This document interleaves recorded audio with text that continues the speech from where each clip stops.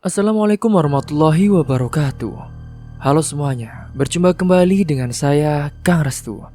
Apa kabar semuanya? Semoga kalian selalu baik, sehat, dan tentunya dimudahkan segala urusannya oleh Tuhan Yang Maha Esa. Amin. Seperti biasa, Kang Restu akan menceritakan sebuah kisah horor misteri. Dan sebelum masuk ke ceritanya, bagi kalian yang belum subscribe, klik tombol subscribe-nya, klik lonceng notifikasinya serta like video ini agar kalian tidak ketinggalan cerita-cerita menarik dari channel ini. Oke, langsung saja tanpa berlama-lama lagi. Ini dia ceritanya. Cerita tentang Ratna. Kiu, ada Neng cantik. Mau kemana Neng? Buru-buru amat. Goda para pemuda yang sedang nongkrong di warung. Ratna pun menghiraukan omongan orang-orang yang menyakiti hatinya. Dengan jalan yang tergesa-gesa, akhirnya ia pun berhasil melewati perkumpulan pemuda di warung. Tetapi dari kejauhan Ratna melihat seperti ada harapan di depan matanya. Semoga ini rezekiku. Amin, batin Ratna. Ratna berusaha menawarkan dagangannya dengan bahasa isyarat. Tunggu semua, saya borong, ucap pria yang membeli dagangannya. Dengan senang hati Ratna pun membungkuskan jualannya ke dalam plastik. Dan tak lupa ia pun mengukir senyum manis di bibirnya. Setelah semuanya selesai, Ratna menuliskan nominal di kertas lalu diberikan ke pria tersebut. Apa ini? Tanya pria itu kepada Ratna. Ratna yang tak bisa berbicara pun menuliskan sebuah kalimat agar pria itu paham. Oh, kamu bisu, ucap pria itu sembari menyerahkan 2 lembar uang 20 ribuan. Ratna yang sudah menerima uangnya pun segera kembali ke rumah dengan perasaan yang bahagia karena dagangannya habis lebih awal dari biasanya. Namun lambat-lambat dari kejauhan, Ratna mendengar ucapan yang tidak mengenakan hati. Udah cantik, seksi, putih, semerta banget dah kategori cewek idaman gue. Tapi sayang, bisu. Aduh. Bak disambar petir. Ratna yang dari tadi senyum pun kini senyumnya hilang entah kemana. Andai takdir boleh memilih, aku juga tak ingin terlahir bisu, ucap Ratna dalam hatinya. Tak ambil pusing, Ratna tetap melanjutkan perjalanan ke rumahnya yang tak jauh dari tempat terakhir ia melayani pria itu. Saat melewati gang sepi, Ratna dihadang 5 pemuda yang tadi nongkrong di warung. Ratna pun saat itu langsung menggenggam erat dompet dan barang bawaannya, lalu menggeleng-gelengkan kepalanya tanda ia tak mau. Tenang cantik, kita gak bakalan ambil uang kamu. Kita cuma mau dienakin aja ya kan bro?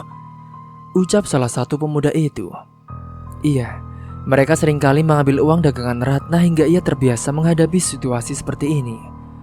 Namun kini berbeda, bukan uangnya lagi yang diinginkan melainkan tubuhnya. Ratna semakin takut. Ia berusaha kabur dari pemuda itu namun nihil. Sekarang posisinya ia sudah terkepung. Ayo cepat bawa dia ke sini, ucap Mamat yang merupakan ketua gerombolannya. Dalam sekejap, tangan Ratna berhasil diikat dengan kain dan ia diseret-seret masuk ke dalam rumah kosong.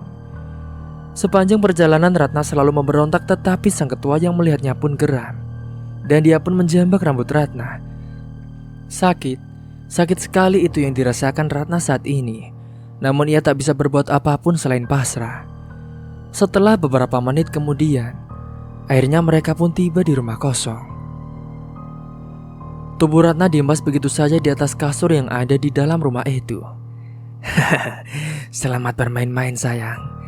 Nikmatilah semua permainan hari ini, ucap Mamat dengan seranggai menyeramkan.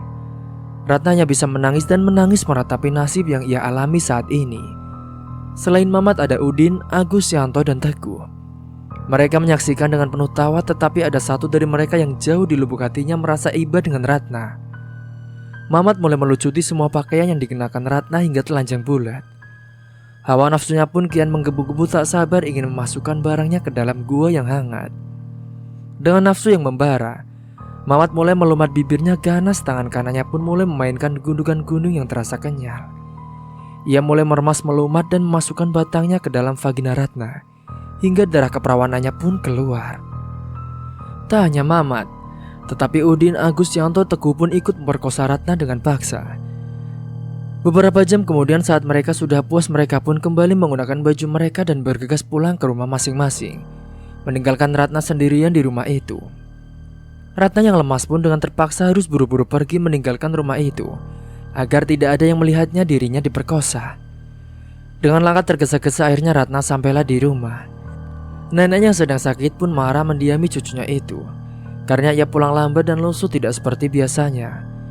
Ratna memohon-mohon agar sang nenek mau memaafkannya, tapi sang nenek langsung pergi meninggalkan cucunya yang kini menangis di halaman belakang rumah.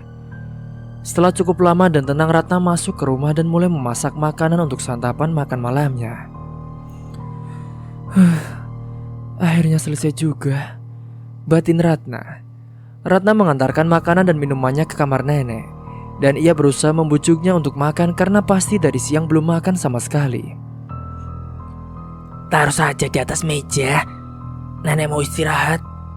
Nanti nenek makan. Udah, pergi aja kamu dari kamar nenek, ucap sang nenek. Ratna merasa tidak enak karena kejadian yang tadi sampai membuat nenek kesayangannya sangat marah dengannya. Sudah pukul 8 ternyata. Aku mau pergi belanja aja deh, buat besok aku jualan, ucap Ratna di dalam hati. Dalam benaknya, mungkin setelah kejadian tadi siang pemuda itu tidak mengganggunya lagi. Ternyata salah, para pemuda itu masih mengganggunya dan meminta jatah lagi seperti tadi siang. Baru aja mau nyamperin, udah nongol aja nih si cantik. Ayo ge, lanjut yang tadi siang, ucap Mamat yang diikuti anggukan temannya.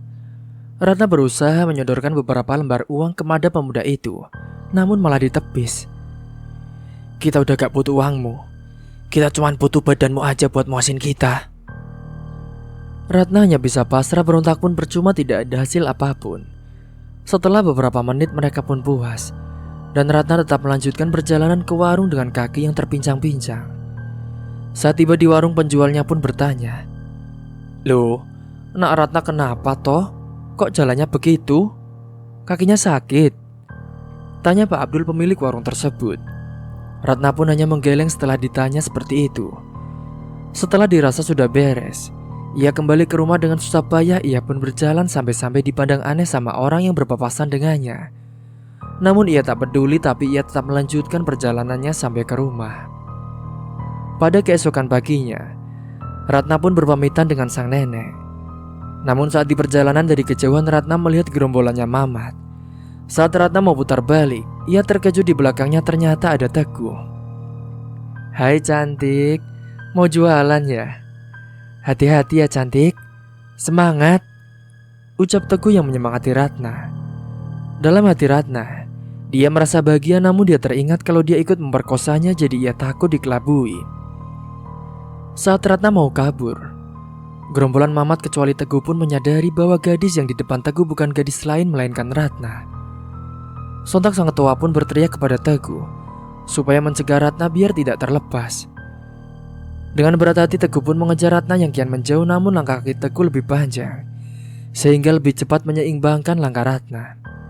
Saat Ratna sudah ada di genggaman tangan Teguh, ia kemudian bilang, "Maaf, aku hanya disuruh bos." Setelah sampai di depan warung, Mama dan gerombolannya pun membawa Ratna ke rumah kosong. Mamat pun merasa marah karena Ratna berusaha melarikan diri darinya.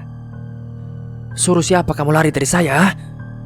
Mau sejauh apapun kamu lari, kamu gak bakal bisa pergi dari saya, karena kamu dilahirkan untuk memuaskan saya." Ucap Mamat dengan bangga.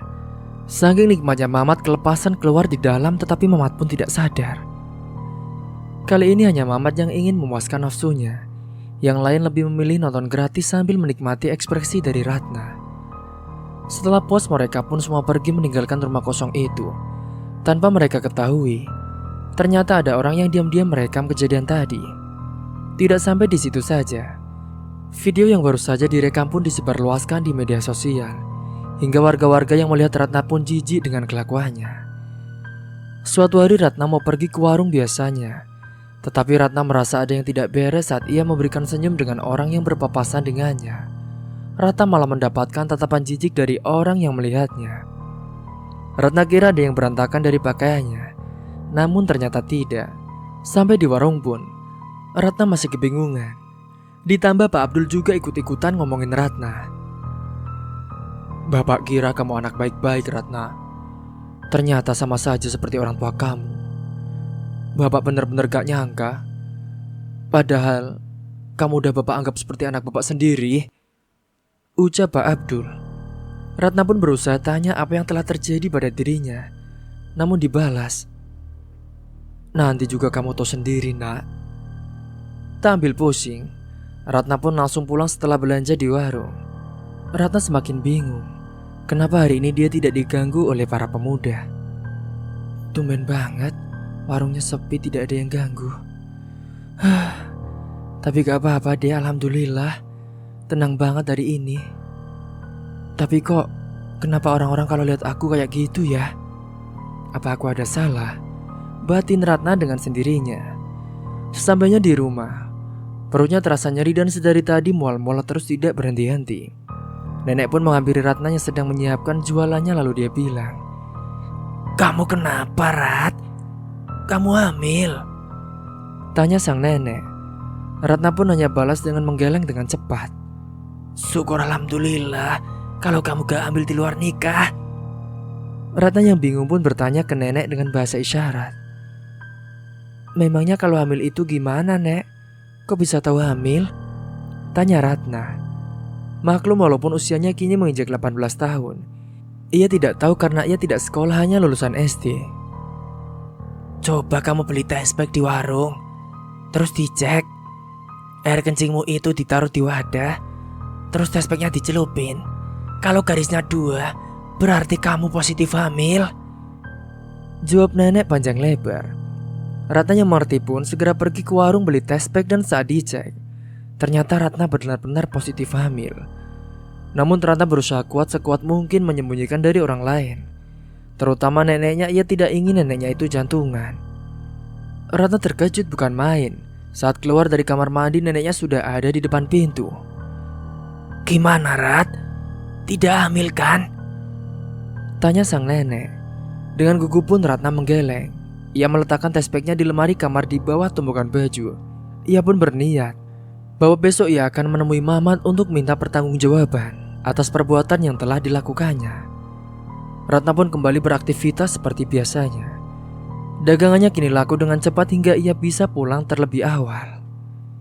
"Akhirnya daganganku habis juga, waktunya pulang," ucap Ratna di dalam hati. Saat ia tiba di rumah, ia melihat neneknya jatuh di depan TV. Ratna pun langsung menghampiri nenek dan membawanya ke rumah sakit. Setelah sekian lama Ratna menunggu, akhirnya dokter pun keluar dari ruangan dan memberitahu kondisi neneknya itu. "Dengan saudari Ratna?" tanya dokter. Ratna mengangkat tangannya tinggi-tinggi agar dokter melihatnya. "Kondisi nenek Anda sekarang lemah dan diharuskan dirawat inap selama kurang lebih 3 hari agar kondisinya bisa pulih lagi seperti semula. Pembayaran, silakan Mbak bisa mengurusnya di administrasi," terang dokter kepada Ratna. Ratna hanya mengangguk-angguk dan ia pun mengikuti panduan dari dokter tadi. Setelah mengurus pembayaran, kini Ratna dibuat semakin bingung. Ia harus mengeluarkan uang sebanyak kurang lebih 7 juta untuk biaya penginapan dan perawatan selama di rumah sakit. Neneknya masih belum siuman. Kini Ratna memilih pulang dulu untuk membersihkan rumah dan barang dagangannya yang tadi sempat tertunda. "Ya Allah, aku harus gimana lagi cari uang segitu? Sedangkan aku cuma seorang gadis yang jual lumpia keliling," ucap Ratna sedih di dalam hati. Sudah azan isya, Ratna pun langsung sholat dan bergegas siap-siap pergi membeli bahan-bahan untuk jualannya. Saat di tengah perjalanan, ia bertemu dengan Mamat. Mamat pun bertanya kepada Ratna, "Lo mau kemana?" tanya Mamat. Ratna pun hanya mengacukan Mamat yang sedang bertanya dengannya. Mamat yang merasa dikacangin pun ia marah. Akhirnya Mamat menyeret Ratna paksa sampai di rumah kosong itu. "Berani-beraninya lo cuekin gue, bangsat. Lo pikir lo cantik, kah? Sini lo," ucap Mamat dengan marah. Mamat pun bermain dengan sangat brutal dan mengeluarkan spermanya di dalam, hingga Ratna lemas tak berdaya. "Hahaha, rasain lo. Itu akibatnya lo berani cuekin gue, perempuan gak tahu diri. Udah rusak masih saja sok belagu jual mahal. Sial, mentang-mentang gue gak ada harga diri, dia main seenaknya aja sama gue. Tunggu pembalasan gue, sialan. Batin Ratna marah dengan menggebu-gebu. Ia tidak terima dirinya direndahkan seperti itu. Ratna pun kembali melanjutkan perjalanan pergi ke warung. Setelah selesai ia pun langsung bergegas pulang. Aduh, gimana ya aku mau pinjam uangnya? Mau pinjam ke siapa buat bayar pengobatan nenek? Apa aku pinjam bank saja ya? Semoga saja bisa deh, ucap Ratna di dalam hati. Setelah selesai berjualan, Ratna bersiap-siap untuk pergi ke bank. Jalan menuju bank pun lumayan jauh dan melewati tempat di mana Mama dan temannya nongkrong. Si cantik lewat. Mau kemana nih sendirian amat? Ucap Teguh menggoda Ratna. Aduh, lo itu gimana sih Gu? Kan dia yatim piatu. Ya jadi sendirian dong. Masa harus gali tanah dulu kalau mau sama orang tuanya yang udah jadi ubi? Ucap Mamat dengan tertawa. Udah dah, kasihan anak orang. Ucap Agus berusaha menyudahi lelucon temannya. Sudah gak apa-apa, tenang saja. Lagian dia juga bisu dan sebatang kara. Jadi ya gak bisa apa-apa dong. Ya kan cantik? Ups. Ucap Mamat merendahkan Ratna. Bener juga loh Mat. Dia juga cantik, seksi, bisu sebatang kara. Jadi kita bisa dia main sepuasnya nikmatin tubuhnya. Lumayan, gak keluar uang buat bayar orang. Kalau ada yang gratis, ngapain nyari yang bayar kan? Ucapnya Udin dengan menggebu-gebu. Mama dan gerombolannya pun tertawa kecuali pemilik warungnya. Ratna yang mendengar hinaan itu pun dia tidak terima. Ia pun mengepalkan tangannya sembari dia melanjutkan perjalanannya. Selang beberapa menit kemudian Ratna pun sudah sampai di depan kantor bank. Permisi mbak, saya mau pinjam uang sebesar 7 juta. Bisa? Tanya Ratna yang ia tulis di buku catatan yang ia bawa setiap harinya. Bisa? Silahkan ditunggu ya, jawab pegawai tersebut. Setelah selesai dari bank, ia pun langsung pergi ke rumah sakit dan mengurus biaya pengobatan neneknya. Saat ia menghampiri ruangan yang kemarin neneknya dirawat, ia terkejut karena neneknya sudah tidak ada di sana. Ia kebingungan mencari kemana-kemari sampai kelelahan.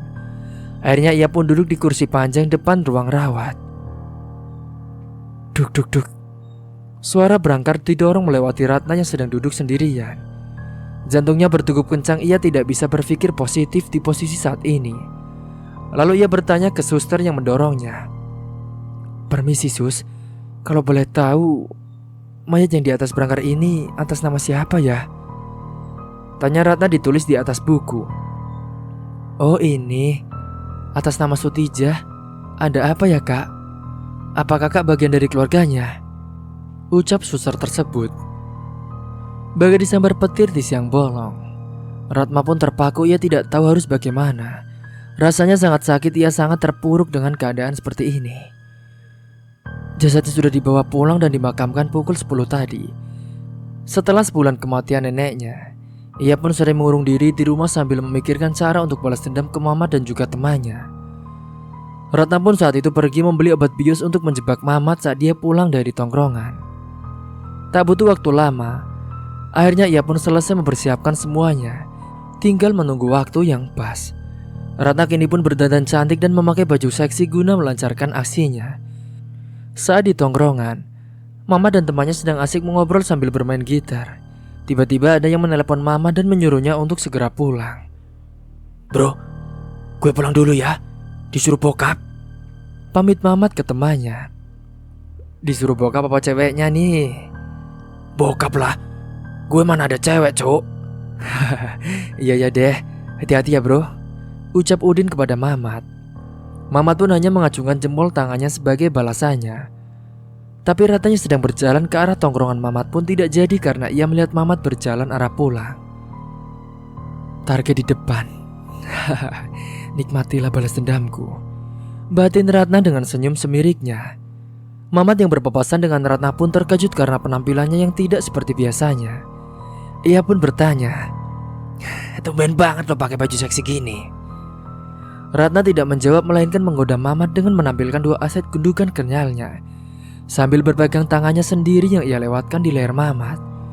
Lalu ia pun menuntun Mamat agar pergi ke rumah kosong. Setelah sampai di rumah kosong, Ratna pun langsung membaringkan Mamat ke atas kasur dan Ratna memberinya minuman yang sudah dicampur dengan obat bius. Wih, enak banget disuguhin gini. Sering-sering ya, Rat. Ucap Mamat yang tidak menyadari bahwa ini rencana liciknya Ratna. Seteguk demi seteguk minuman yang Ratna berikan ke Mamat sudah habis, lalu ia merasakan ngantuk yang amat berat. Kok gue jadi ngantuk gini ya? Batin Mamat. Tak lama kemudian, Mamat pun sudah menutup matanya rapat-rapat karena efek obat yang berfungsi dengan cepat. Sesegera mungkin Ratna pun mengambil kursi dan mengikatkan tubuh Mamat di kursi itu. Tak lupa pula ia pun membungkam mulut Mamat dengan kain. Lalu Ratna mengambil pisau yang baru saja ia beli tadi siang. Sayangnya Ratna ini tidak tahu bahwa obat bius itu hanya sementara. Saat Ratna sedang mengasah pisau di dapur, Mamat merasakan pergelangan tangannya sakit akibat diikat di kursi. Perlahan-lahan Mamat pun membuka matanya. Ia sangat shock melihat dirinya sendiri. Ia berusaha memberontak hingga kursi yang duduknya pun jatuh dan berhasil membuka mulut dan juga talinya. Mamat menggedor-gedor jendela dan berteriak sekuat mungkin, berupaya ada orang yang menolongnya. Ratna yang mendengar suara ribut pun kembali ke ruangan dengan pisau yang ia bawa ke tempat ia mengikatkan Mamat tadi. Di kamar itu pun terjadilah perlawanan sengit antara Ratna dan juga Mamat. Mamat melawan Ratna sambil berteriak minta tolong. Tolong, siapapun yang dengar gue, tolong, tolong, teriak Mamat. Saat Udin dan Agus melewati rumah kosong, ia samar-samar mendengar orang berteriak. Edin, lu denger gak? Kayak ada orang yang teriak minta tolong. Tanya Agus ke Udin. Mana? Gak ada ah. Telinga lu lagi bermasalah mungkin. Gue serius anjir. Tadi denger suara orang minta tolong. Coba dia dengerin lagi. Lah kok kayak suara Mamat ya? Apa jangan-jangan dia di rumah kosong itu? Ucap Udin yang kini mendengar teriakannya juga. Gak tau juga gue. Samperin yuk buruan, ajak Agus kepada Udin. Pintu depan rumah kosong tidak terkunci hingga memudahkan Agus dan Udin pun memasuki rumah tersebut. Saat di dalam rumah itu, suara teriakannya semakin kuat hingga mereka terpaku pada satu ruangan yang terkunci. Tak butuh waktu lama ruangan itu pun berhasil terbuka. Mamat, pekik Agus dan Udin secara bersamaan. Berani-beraninya lo mau bunuh bos gue ya? Dasar cewek murahan, ucap Udi dengan lantang. Akhirnya di ruangan itu pun Ratna dikeroyok di pojokan 3 melawan 1. Disitulah terjadinya pertarungan antara hidup atau mati. Tapi apalah daya, Ratna si gadis bisu itu berhasil dilumpuhkan oleh ketiga lelaki itu. Dan akhirnya di situ Ratna pun diperkosa lagi dengan brutal dan disiksa karena pikiran ketiga lelaki itu sudah dipenuhi hawa nafsu dan juga amarah setan. Udah cepat, kita selesaikan saja cewek murahan ini, ucap Udin mengajak kedua temannya. Cepat woi, lo lubang depan, gue yang belakang, ucap Agus terburu-buru takut ada yang mengetahui kejadian tersebut. Akhirnya di situ Ratna pun diperkosa dengan brutal. Kedua lubangnya dimasukin 2 orang sekaligus sambil dicekik dan dipukuli. Dan kini gantian Mamat yang bermain dengannya. Tanpa rasa kasihan, Mamat memasukkan asetnya ke lubang belakang dan sengaja main dengan brutal sambil membenturkan kepala Ratna ke kursi. Ratna pun hanya bisa menangis pilu menahan sakit yang teramat luar biasa. Awas kalian, gue bakalan dendam seumur hidup gue. Gue bakalan bikin hidup kalian menderita seperti apa yang gue rasain saat ini, ucap dendam Ratna di dalam hati. Saat ia mencoba melawan dengan cara menampar dan mencakar-cakar pria itu, mereka malah semakin brutal dan mencekik dan memukul perut Ratna sampai tidak sadarkan diri. Dan hening tidak ada suara isak tangis Ratna saat mereka terus memuaskan hasrat iblis mereka. Tanpa ia sadari, Ratna ternyata telah mengembuskan nafas terakhirnya dengan mata melotot dan mulut yang menganga. Setelah mereka puas, mereka pun langsung bereskan tempat tersebut yang penuh dengan darah dan menyembunyikan jasad Ratna di bawah tempat tidur. Lalu mereka pergi begitu saja meninggalkan jasad Ratna tanpa busana itu. Bos, kira-kira mau diapain itu jasad Ratna? Gak mungkin juga ada di rumah itu terus bos. Nanti yang ada, bau busuknya tercium warga sekitar, ucap Agus kepada dua temannya. Gimana kalau dibuang ke hutan saja? Setuju gak? Tanya Mamat kepada kedua temannya. Gak dikubur aja bos, kasihan gue liatnya, ucap Udin yang menyarankan Mamat. Lo masih punya kasihan sama cewek murahan kayak dia? Secara lo juga kemarin udah nyiksa dia, ngapain lo kasihan bego?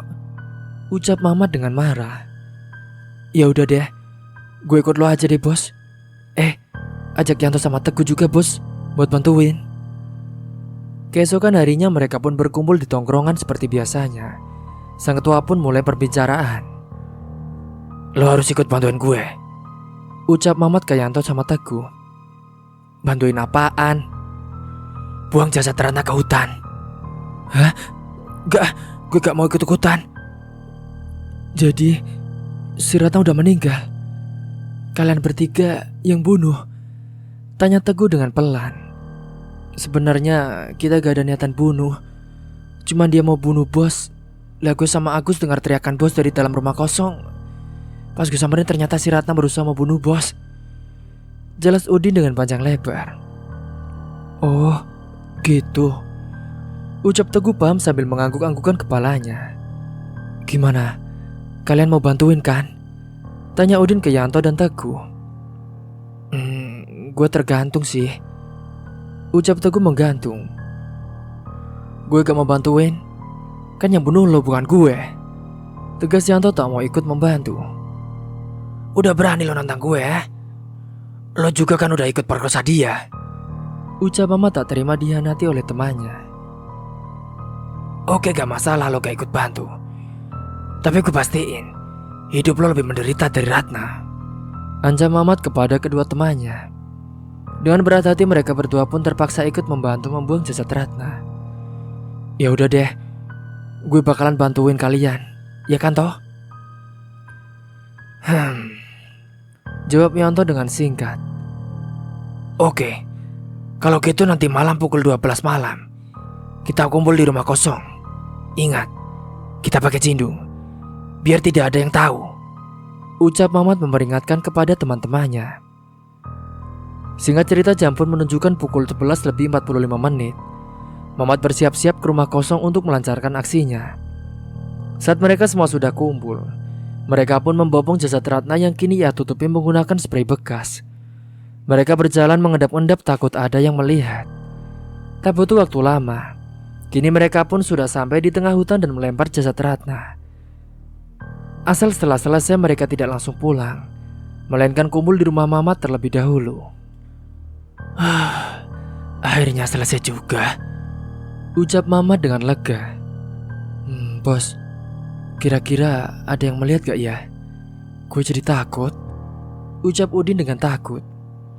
Sudah, gak usah takut, tenang aja. Gak mungkin juga ada orang tengah malam keliaran di hutan, ucap Mamat menenangkan temannya. Sebagai ucapan terima kasih, gue jajanin kalian semua deh. Terserah mau apa aja, ucap Mamat ke temannya. Wah, serius bos? Asik nih makan gratis. Kapan lagi ya kan? Ucap Agus bersemangat. Ya udah, besok kumpul aja di warung biasa. 3 hari kemudian, ada bapak-bapak yang sedang mencari kayu bakar di hutan. Dia saat itu tiba-tiba mencium bau yang sangat busuk. Bau busuk apa ini? Ucap bapak itu heran, tetapi ia pun tetap melanjutkan pekerjaannya mencari kayu bakar. Saat ia mengikat kayunya, ia melihat seperti ada helaian rambut yang tertutupi daun jati. Bapak yang penasaran pun akhirnya memberanikan diri membuka daun tersebut. Innalillahi Neng Ratna. Ya Allah, siapa yang sudah membunuhmu nak? Astagfirullahaladzim. Innalillahi. Ucap bapak itu terisak. Ia tidak tega melihat jasad Ratna. Bapak itu pun segera pulang dan lapor kepada Pak RT. Tok tok tok. Assalamualaikum Pak RT. Pak RT, ada penting Pak, ucap bapak yang menemukan jasad Ratna tadi. Waalaikumsalam Pak Tejo. Ada apa Pak? Pagi-pagi kesini? Tanya Pak RT. Anu Pak, saya menemukan jasad Ratna di hutan. Sudah membusuk. Alangkah baiknya kita segera mengurusnya Pak.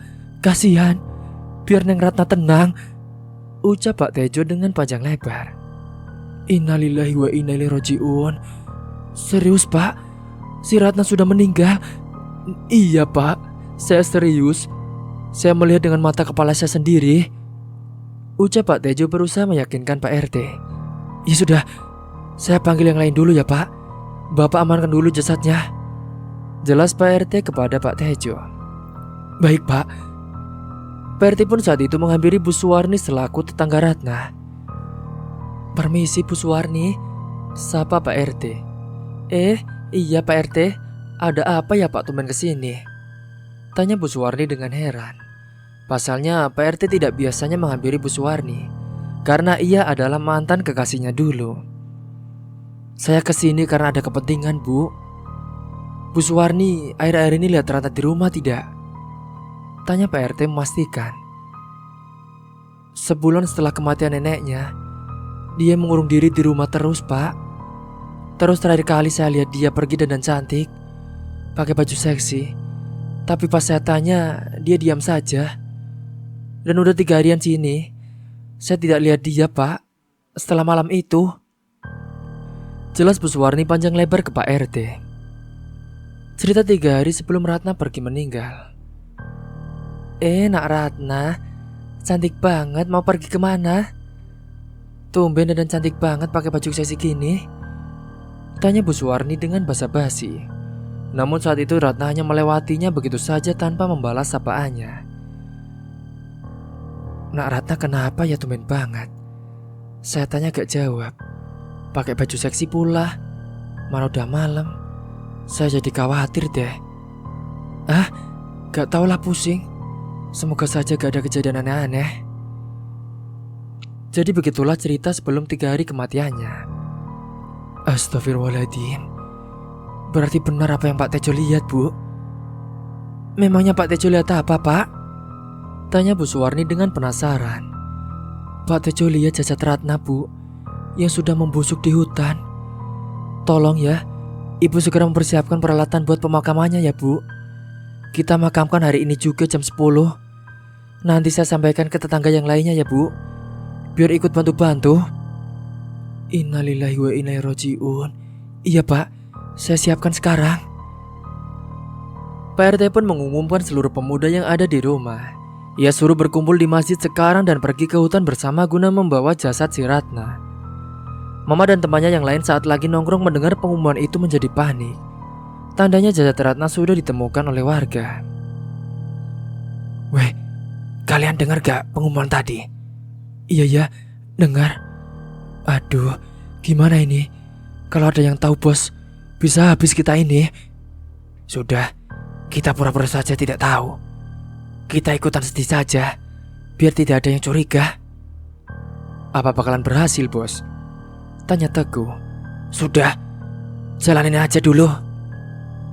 Saat warga berbondong-bondong ke hutan, Mama dan temannya pun mengikuti di belakang, tetapi mereka tidak membantu melainkan hanya melihatnya saja. Jasad Ratna berhasil mereka bawa pulang dan proses pemakaman pun berjalan dengan lancar. Saat ada acara tahlilan 7 hari berturut-turut, Mama dan temannya pun tidak pernah datang mendoakan hingga Bu Suwarni pun merasa ada yang janggal. Kenapa Mama dan temannya gak pernah kesini ya? Aneh betul, batin Bu Suwarni dengan heran. Kini Mamat sedang bermain game di ponselnya di kamar. Ia merasa atmosfernya kini berbeda, tidak seperti tadi. Mamat yang sedang duduk bersenderan di ranjang miliknya, tiba-tiba selimut yang ia gunakan untuk menutupi kakinya jatuh seperti ada yang menarik dari bawah. Ia heran, pasalnya tidak ada angin, tiba-tiba selimutnya jatuh. Mamat yang geram pun bicara sendiri dengan keras. Apaan sih jatuh mulu? Siapa sih yang ganggu? Muncul lo sini. Gak usah sembunyi-sembunyi ya. Hening tidak ada jawaban. Mamat pun memutuskan untuk tidur. Baru sekejap ia memejamkan mata. Selimut yang menutupi tubuhnya kini terjatuh lagi. Brengsek. Saat Mamat membuka matanya, ia terkejut pasalnya di ambang pintu ada sosok Ratna dengan wajah yang kini berlumuran darah. Matanya melotot, tubuhnya penuh lebam dan darah yang mengalir terus-menerus dari lubangnya. Dan di tangannya, dia juga membawa pisau yang kini ia siap menerkam Mamat hidup-hidup. Mamat menganga tak percaya dengan apa yang ia lihat di depan matanya sekarang. What? Ratna? Lo kok bisa ada di sini? Bukannya lo udah mati? Tanya Mamat dengan konyol. Aku datang untuk meminta pertanggungjawaban darimu. Kau yang menghamiliku di dalam kandunganku itu, anakmu. Tetapi kau menyiksaku, membunuhku dan membuangku. Rintih arwah Ratna gemetar yang penuh amarah dan dendam. Apa? Lo bilang gue tanggung jawab? Gak mungkin. Secara cewek kayak lo pasti sudah ditidurin orang lain berkali-kali. Masa gue yang harus tanggung jawab? Oga, jawab Mamat tanpa rasa bersalah. Saat Mamat melanjutkan tidurnya, kini selimutnya ditarik lagi oleh Ratna. Bisa diam gak sih lo? Gue mau tidur bangsat, ucap Mamat dengan marah. Ratna kini merintih lagi sambil duduk di atas lemarinya. Aku datang untuk meminta pertanggungjawaban darimu. Kau yang menghamiliku. Dalam kandunganku itu adalah anakmu. Tetapi kau menyiksaku, membunuhku dan membuangku. Arwahnya pun mengucapkan kalimat seperti itu setiap saat, sampai-sampai Mamat pun tidak bisa tidur. Terdengar suara pecahan gelas yang ia ambil di nakas, yang ia lemparkan ke lemari. Orang tuanya yang mendengar keributan dari dalam kamar anaknya pun segera menghampiri dan mengetuk pintunya. Tok tok tok. Mat, ada apa Mat? Kok ribut sekali tengah malam begini? Ucap ibunya yang ada di luar kamar. Mamat yang menyadari bahwa ia tak lagi bermimpi pun ia menjawab omelan ibunya tanpa membuka pintu. Gak apa-apa bu, tadi aku ngelindur, jawab Mamat dengan berbohong. Ya sudah, kamu lanjutkan tidurnya lagi. Jangan berisik, ibu mau tidur. Iya bu. Waktu menunjukkan pukul 3 pagi. Ia pun terbangun hendak pergi ke kamar mandi untuk buang air kecil. Tidak biasanya ia seperti ini. Namun saat ia berjalan ke kamarnya lagi, ia melihat seperti ibunya sedang memasak di dapur. Loh bu, tumben banget jam segini udah masak, tanya Mamat. Saat itu hening tidak ada jawaban. Mamat pun kembali bertanya. Bu, aku tanya loh bu, kenapa gak dijawab? Mamat pun semakin mendekat, tetapi sebelum mendekat, sosok tersebut memutarkan kepalanya doang dan menghadap ke Mamat dan menunjukkan wajah aslinya dengan senyum liciknya. Dan ternyata sosok itu adalah arwah dari Ratna. Mamat yang terkejut itu pun langsung balik badan dan kembali ke kamarnya. Samar-samar ia mendengar suara ketawanya arwah Ratna. Tidak habis pikir, Mamat pun langsung melanjutkan mimpinya yang sempat tertunda hingga pukul 7 pagi ia baru bangun. Tok tok tok. Mat, ibu berangkat kerja dulu ya. Makanannya udah ibu siapkan di meja. Kalau mau makan, diangetin dulu, ucap ibunya berpamitan dengan anak tunggalnya. Hari ini Mama tidak sarapan, ia pun langsung mandi dan bersiap-siap ke warung andalannya. Tak lupa pula, ia juga mengirimkan bubble chat ke temannya. Guys, ke warung. Ada yang mau gue ceritain. OTW, balas mereka semua. Udah, gak usah pada berhitung. Buruan kesini, perintah Mamat yang sudah terlebih dahulu menyampai di warung. Karena jarak warung dan rumahnya cukup dekat, tidak seperti yang lainnya. Memakan waktu kurang lebih 10 menit untuk sampai di warung. Akhirnya mereka pun telah sampai di warung. Lama banget dah. Ya sabar bos, kan macet tadi. Macet apaan? Di desa mana mungkin macet? Ya elah sih bos, bercanda doang mah dibawa serius amat. Udah, lo mau cerita apa Mat? Gue semalam didatangi arwah Ratna. Dia minta tanggung jawab sama gue. Ya gue jelas nolak lah. Tau gak mungkin juga dia hamil anak gue kan? Tanya Mamat ke teman-temannya. Tapi mungkin aja sih dia hamil anak lo. Secara kan lo yang lebih sering main sama dia dibanding kita. Dan lo juga kan gak pakai pengaman bro, jelas teguh ke Mamat. Lo bukannya belain gue malah gitu sih. Gak asik lo mah, ucap Mamat dengan marah. Yang lainnya pun berusaha mencerna kalimat teguh baik-baik dan memikirkan juga gimana caranya biar Mamat tidak diganggu lagi. Saat sedang fokus-fokusnya, mereka pun memikirkan cara, tiba-tiba ada seorang pemuda yang menghampiri mereka dan bertanya. Permisi, Mas ada yang kenalin cewek yang di foto ini gak? Tanya pemuda itu yang menunjukkan foto dirinya bersama Ratna dulu. Mereka yang ditanyain seperti itu pun saling pandang dan bingung mau jawab apa. Pasalnya cewek yang ditanyakan itu seperti Ratna. Mau tak mau Teguh berusaha meyakinkan bahwa itu bukan Ratna. Maaf mas, itu yang di foto namanya siapa ya? Siapa tahu saya kenal orangnya. Tanya Teguh. Namanya Ratna mas. Dia teman kecil saya dulu. Tapi saat saya berusia 8 tahun, saya pindah merantau ke Jakarta. Dan sampai sekarang, saya tidak tahu kabarnya. Dia mau menghubungi pun gak bisa. Dia kan gak punya sosmed, apalagi HP. Jadi mumpung ini liburan akhir tahun, saya mau nyari dia mas. Mau saya ajak merantau bareng biar gak kesepian. Oh iya mas, masnya ini kenal kan? Setahu saya, di sini desanya. Tapi saya tidak ingat rumahnya sebelah mana. Pemuda itu menjelaskan kisahnya dulu sebelum berpisah dengan Ratna. Bentar ya mas, ucap Teguh. Gimana nih? Apa kita kasih alamatnya aja? Biar dia tanya sama warga sekitar. Setuju gak? Tanya Teguh ke temannya dengan berbisik-bisik.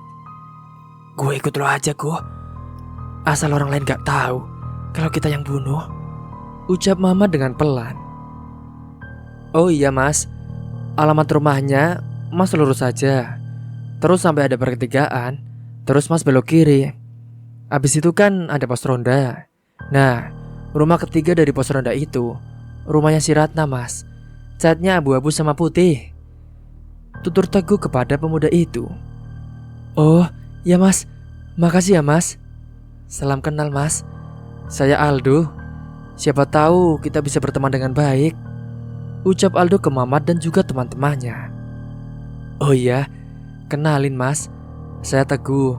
Di samping kanan saya Yanto, di sampingnya lagi itu Agus, dan ini di sebelah kiri saya Mamat.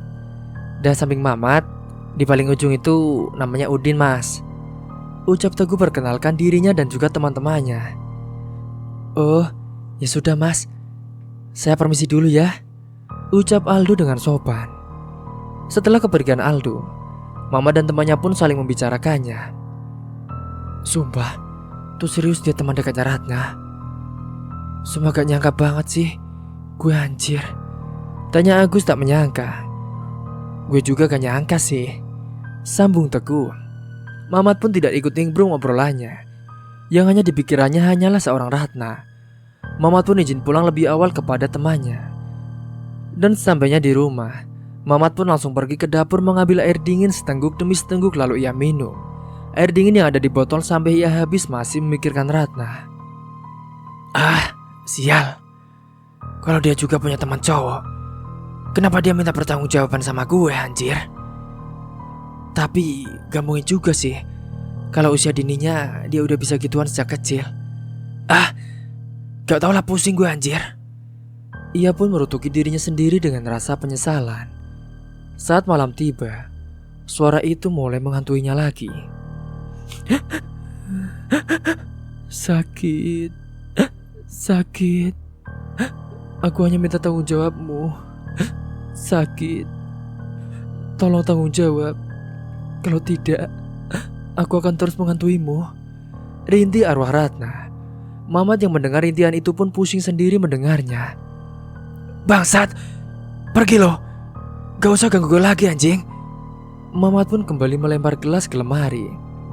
Semakin malam semakin keras isak tangisnya, hingga Mamat pun marah dan terbangun dari tidurnya. Mau lo apa sih anjing? Berisik, ucap Mamat dengan marah. Mamat pun tidak bisa tidur sampai kantung matanya menghitam karena ia diteror rintihan Ratna terus menerus. Hingga pagi harinya, ia pun sudah ada di warung. Ia berusaha memejamkan matanya berharap kali ini ia bisa tidur nyaman. Namun sayangnya, suara itu kembali memekakan telinganya padahal ia sudah memakai earphone dengan volume full tapi masih saja kedengeran. Tiba-tiba Yanto pun datang berniat membeli rokok saja lalu pulang, tetapi ia pun mengurungkan niatnya setelah melihat Mamat melamun dengan sendirian. Lo kenapa Mat? Tanya si Yanto. Namun si Mamat tidak membalas pertanyaannya itu, ia pun hanya terus melamun. Yanto pun tidak menyerah begitu saja. Ia terus menanyakan keadaan Mamat. Lo masih sering diganggu, Mat? Tanyanya sekali lagi, kali ini ia menyerah. Yanto bertanya ke Pak Somad selaku pemilik warung tersebut. Pak, Mamat kenapa sih, Pak? Dari tadi kok melamun terus? Tanyanya pada Pak Somad. Bapak tidak tahu toh. Tadi sih sempat kayak orang frustasi gitu. Terus dia melamun. Jelas Pak Somad ke Yanto. Yanto pun hanya manggut-manggut tanda ia paham dengan maksud apa yang dikatakan oleh Pak Somad. Tanpa disangka-sangka Mamat pun membuka suara. Gue kayaknya mau pindah keluar kota toh, ucap Mamat dengan tiba-tiba. Hah? Kesurupan debit mana lo tiba-tiba mau pindah? Gue pamit pulang dulu ya. Gue bilang aja gue pergi keluar kota kalau ada yang nyariin gue, ucapnya lalu pergi meninggalkan Yanto. Lah, tuh anak ngapa deh? Aneh banget, ucap Yanto di dalam hati. Pak Somad, gue balik dulu ya, pamit Yanto ke Pak Somad. Saat itu pun Aldo masih mencari-cari rumah Ratna. Rumahnya ini apa bukan ya? Coba gue ketuk gumamnya di dalam hati. Tok tok tok. Assalamualaikum Ratna. Ratna, kamu di rumah apa enggak, Rat? Bu Suwarni yang baru pulang dari pasar pun melihat ada pemuda mengetuk pintu rumah Ratna dan bertanya. Nyari siapa, Nak? Tanya Bu Suwarni. Bu, Ratnanya ada gak, Bu? Kok dari tadi saya panggil-panggil gak nyaut-nyaut ya? Tanya Aldo ke ibu-ibu itu. Oh, Neng Ratna. Sini mampir dulu, Nak. Nanti Bu ceritain. Ajak Bu Suwarni bertamu ke dalam rumahnya. Aldo pun mengikuti langkah Bu Suwarni sampai masuk ke dalam rumahnya. Bu Suwarni pun lalu menyajikan berbagai macam camilan dan teh agar lebih enak ngobrolnya. Silakan diminum dulu. Iya, makasih ya Bu. Maaf udah ngerepotin Ibu, ucap Aldo merasa tak enak. Gak apa-apa, Nak. Anggap saja rumah sendiri. Ibu tidak merasa direpotin kok. Aldo yang tidak sabaran pun langsung bertanya kepada Bu Suwarni. Bu, emangnya Ratnanya kemana? Bingung. Bu Suwarni pun bingung mau menjelaskan dari mana. Bu, panggil Aldo lagi. Hingga ia pun menyadarkan lamunan dari Bu Suwarni. Iya gimana, Nak? Tadi ngobrolnya sampai apa? Tanya Bu Suwarni. Ratnanya di mana, Bu? Saya ingin bertemu sekali dengan dia. Apakah dia baik-baik saja kan, Bu? Tanya Aldo. Dengan berat hati Bu Suwarni pun menjawab. Maaf, Nak. Neng Ratna sudah meninggal. Kurang lebih 2 minggu yang lalu. Hah? Meninggal? Innalillahi wa inna ilaihi raji'un. Meninggal karena apa, Bu? Ibu kurang tahu, Nak. Jasadnya ditemukan di dalam hutan sudah membusuk. Kurang lebih 3 harian. Astagfirullahaladzim. Rat, semoga kamu tenang di sana ya, Rat. Semoga diterima semua amal ibadahmu. Amin. Amin. Kamu pemuda yang baik, Nak. Ratna pasti bangga punya teman sepertimu. Ngomong-ngomong, namamu siapa, Nak? Saya Aldo, Bu. Saya teman kecilnya Ratna. Saat saya umur 8 tahun kami pisah. Saya ikut orang tua saya merantau ke Jakarta. Niat hati saya kembali ke sini. Saya ingin mengungkapkan perasaan saya ke Ratna, Bu. Dan saya berniat ingin menikahinya. Tapi ternyata takdir berkata lain. Jodoh saya sudah diambil Yang Maha Kuasa terlebih dahulu. Yang sabar ya, Nak. Doakan saja yang terbaik buat Ratna. Saya Ibu Suwarni, tetangga dekat Ratna. Panggil saja saya Bu Ani. Kalau butuh apa-apa, bilang saja ya, Nak. Anggap seperti ibu kandung kamu sendiri. Iya, Bu. Makasih banyak. Oh iya, kamu boleh tinggal di sini biar tidak dikeluarin banyak uang buat ngekos. Kebetulan di sini ada 2 kamar. Jadi kamar satunya gak ada yang pakai. Ucap Bu Suwarni menawarkan kepada Aldo. Tidak usah, Bu.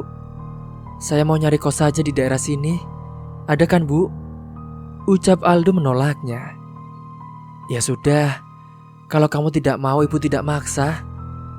Kayaknya di ujung gang itu ada rumah yang dikontrakan baru kemarin-kemarin. Mungkin belum ada yang menempati. Silakan saja Nak Aldo ke sana ya. Jelas Bu Suwarni panjang lebar. Iya Bu, makasih ya Bu. Kalau gitu, saya pamit pulang dulu, keburu petang. Iya, hati-hati ya Nak Aldo. Iya Bu. Assalamualaikum. Waalaikumsalam. Aldo pun saat itu pergi untuk melanjutkan perjalanan sesuai arahan Bu Arni untuk ke kosannya. Cerita pun sampai di sini dulu. Tunggu kelanjutannya di part selanjutnya. Mungkin itu saja yang dapat Kang Restu sampaikan. Kurang lebihnya mohon maaf apabila ada salah kata ataupun ucapan yang kurang berkenan bagi kalian semua. Sampai jumpa di cerita selanjutnya. Akhir kata, wassalamualaikum warahmatullahi wabarakatuh.